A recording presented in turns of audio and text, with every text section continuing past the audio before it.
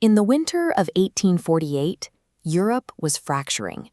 Old monarchies were buckling under the pressure of political revolution, and radicals were beginning to realize the world they lived in was not permanent.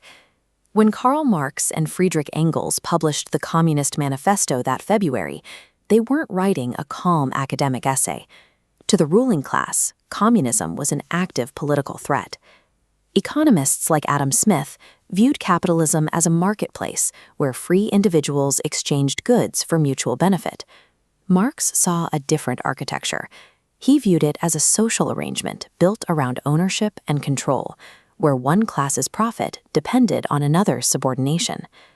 A century and a half later, the historical baggage of this idea is heavy. Later economists challenged Marx's core mathematical theories, and 20th century regimes used his ideology to build coercive, authoritarian state bureaucracies. To understand the economic tensions we still face today, we have to separate Marx the prophet, whose historical blueprints failed, from a different analytical framework. Stripped of its predictive claims, his work remains a diagnostic tool for understanding systemic exploitation and alienation. In a modern capitalist society, workers are formally free. There are no serfs. People willingly sign employment contracts, and the law recognizes the transaction as legitimate. But Marx argued this freedom hits a hard economic limit. A worker owns what he called labor power, the sheer capacity to work.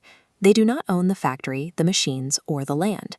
Because they lack productive property, a person is compelled by the need to survive to sell their labor power to someone who holds that property. The structure itself forces the transaction. This plays out daily on the factory floor.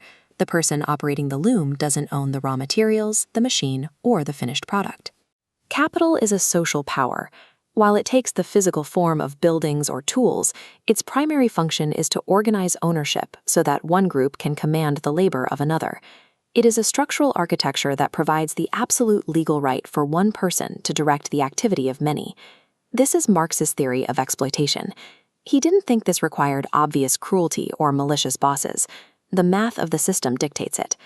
During the first part of the shift, the worker produces enough value to cover their wage, necessary labor.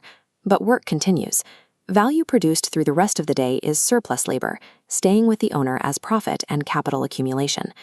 During the Industrial Revolution, this cold math was applied relentlessly to vulnerable populations, efficiently extracting maximum output for minimum sustenance. Value created in those final hours never returns to the producer. The owner legally captures the surplus. This structural extraction of value is the fundamental engine that powers capitalist expansion. Marx attempted to mathematically prove the mechanics of this exploitation in his 1867 work, Das Kapital. He argued the labor theory of value, claiming a commodity's worth is rooted entirely in socially necessary labor time, the average hours required to produce it. But later economists challenged this math. Today, scholars acknowledge this equation has serious technical difficulties. The direct pipeline Marx drew between labor, value, price, and profit is widely rejected today. If his central economic equation is broken, we are forced to ask whether the rest of his critique remains relevant. This shift in focus moves us from his mathematical proofs towards his structural analysis of production and the systemic tensions that production generates. Capitalists compete with one another to survive. They are forced to reduce costs, stretch out work hours, and replace workers with machines. Workers, facing the destruction of their livelihoods, inevitably pushed back against this downward pressure. This dynamic exposes a severe internal contradiction. The workers whose wages are being squeezed are the exact same consumers required to buy the goods the factories produce. This feedback loop creates a trap. By suppressing wages to maximize profit, the system destroys the purchasing power needed to buy its own goods. At the breaking point, society produces a massive flood of goods, but the population lacks money, a crisis of overproduction. Past societies suffered crises because of famine or scarcity. Capitalism creates crises driven by devastating excess capacity, existing right alongside human misery. Beyond the math and the markets, Marx offered a profound philosophical critique.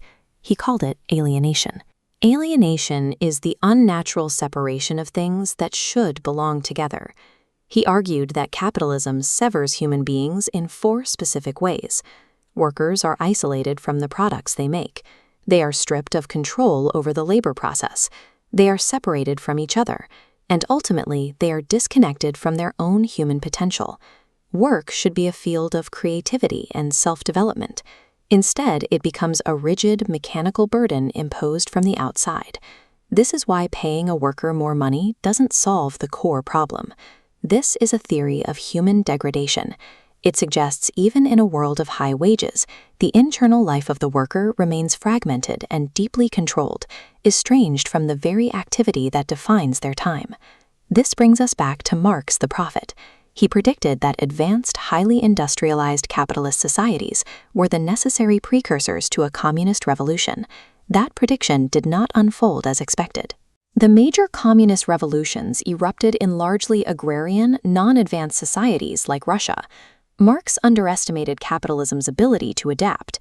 Western countries introduced welfare protections, expanded trade unions, and regulated workplaces, effectively staving off the collapse he thought was inevitable. When his political blueprint was implemented in the 20th century, the results were brutal. Communist regimes simply replaced private capitalists with massive, coercive state bureaucracies.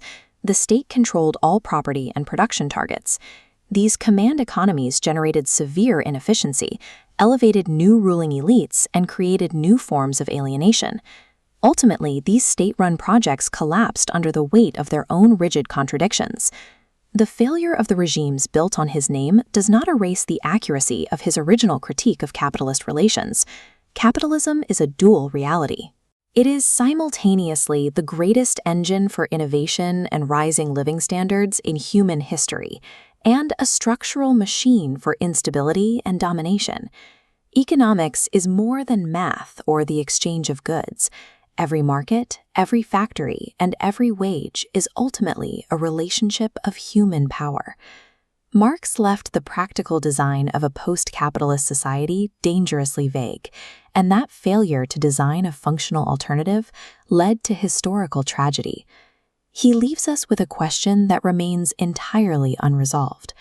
What kind of economic system allows human beings to live as full participants in the world they help create?